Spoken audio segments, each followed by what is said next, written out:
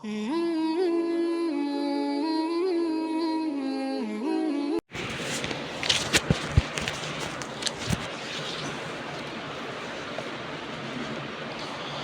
الحمد لله رب العالمين والصلاة والسلام على سيد المرسلين نبينا محمد وعلى آله وصحبه أجمعين أما بعد. وعن معاذ رضي الله عنه قال: بعثني رسول الله صلى الله عليه وسلم فقال: إنك تأتي قوما من أهل الكتاب فادعوهم إلى شهادة أن لا إله إلا الله وأني رسول الله فإنهم أطاعوا لذلك فأعلمهم أن الله قد افترض عليهم 5 صلوات في كل يوم وليلة فإنهم أطاعوا لذلك فأعلمهم أن الله قد افترض عليهم صدقة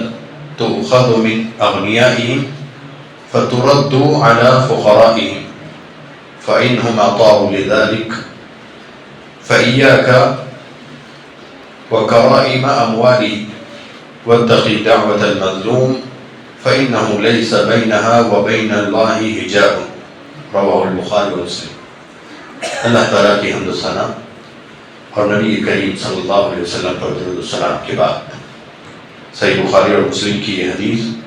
حضرت معاذ بن جبل رضی اللہ عنہ حدیث کے راوی کہتے ہیں کہ نبی کریم صلی اللہ علیہ وسلم نے مجھے یمن کے علاقے کی طرف بیت المال کا ذمہ دار بنا کر بھیجا، اور یمن کے علاقے میں اہل کتاب یہود اور نصارہ رہا کرتے تھے. اللہ کے نبی صلی اللہ علیہ وسلم نے مجھے اس بات کی تاکیدی نصیحت کی کہ میں جب وہاں اس علاقے میں جاؤں تو سب سے پہلے ان اہل کتاب کے لوگوں، ان غیر مسلم لوگوں کو اسلام کے بارے میں بتاؤں کہ اگر وہ کلمہ طیبہ کا اقرار کر لیں، اسلام قبول کر لیں، تو پھر ان کی جان بخش دی جائے گی، اور پھر اگر وہ اس بات کو مان لیں، اسلام قبول کر لیں، تو پھر انہیں اس بات کی تعلیم دی جائے کہ اللہ تعالیٰ نے دن اور رات میں 5 وقت کی نماز ان پر فرض کی ہے. اور اگر وہ لوگ اسلام لانے کے بعد 5 وقت کی نماز کی پابندی کی بات بھی قبول کر لیں، تو پھر انہیں یہ بتایا جائے کہ اللہ تعالیٰ نے ان پر صدقے کو یعنی زکوٰۃ کو فرض کیا ہے، جو ان کے مالداروں سے لیا جائے گا اور ان کے مسکین اور فقیر لوگوں میں تقسیم کیا جائے گا. اور اگر یہ بات بھی وہ لوگ مان لیں تو پھر اس کے بعد نبی کریم صلی اللہ علیہ وسلم فرماتے ہیں حضرت معاذ بن جبل رضی اللہ عنہ کو اس بات کی نصیحت کرتے ہوئے کہ تم جب ان سے زکوٰۃ لو تو ان کا عمدہ مال نہ لو، یعنی صرف عمدہ مال لے کر خراب مال انہیں نہ دے دو، بلکہ ان کے عمدہ مال میں سے جتنی زکوٰۃ بنتی ہے اتنی زکوٰۃ لے لو، اور اگر ان کے مال کی کوالٹی خراب ہے تو ایسی صورت میں اسی مال سے زکوٰۃ لی جائے.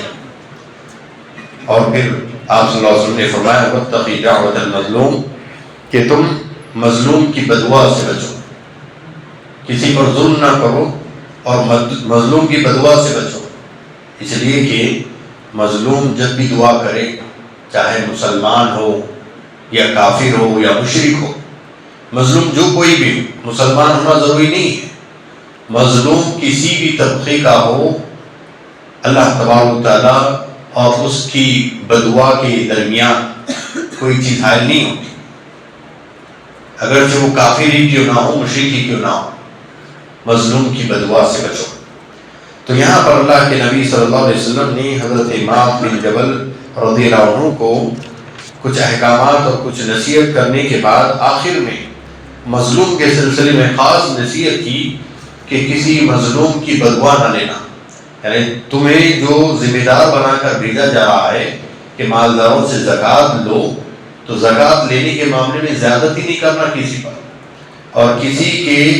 مال میں جو زکوٰۃ بنتی ہے اتنی زکوٰۃ لی جائے، اس کے زکوٰۃ کی مال میں اگر کوالٹی خراب مال آیا ہے فصل میں تو اسی میں سے زکوٰۃ لی جائے، خراب مال چھوڑ کر عمدہ مال نہ لیا جائے، اس طرح ظلم و زیادتی نہ کی جائے۔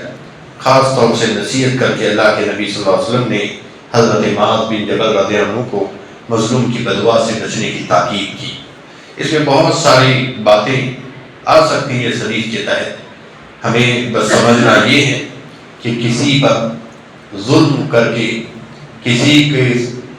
ساتھ ہم اگر دنیا کا فائدہ اٹھاتے ہیں اس پر ظلم کر کے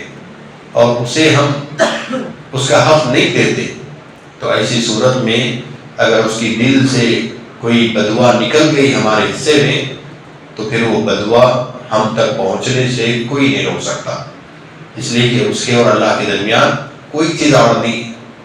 کوئی رکاوٹ نہیں ہے، ڈائریکٹ اس کی دعا قبول ہو جاتی ہے۔ تو لہذا مظلوم کی بددعا سے بچنا چاہیے، کسی پر ظلم و زیادتی کے معاملے نہیں کرنا چاہیے۔ اللہ تعالیٰ ہم تمام کو ظلم و زیادتی کرنے سے بچائے، اللہ ہم تمام کو ایک دوسرے کا ہمدرد اور خیر خواہ بنائے، آمین۔ سبحانک اللہم و بحمدک اشہد ان لا الہ الا انت استغفرک و اتوب الیک، وصلی اللہ علی نبی الکریم۔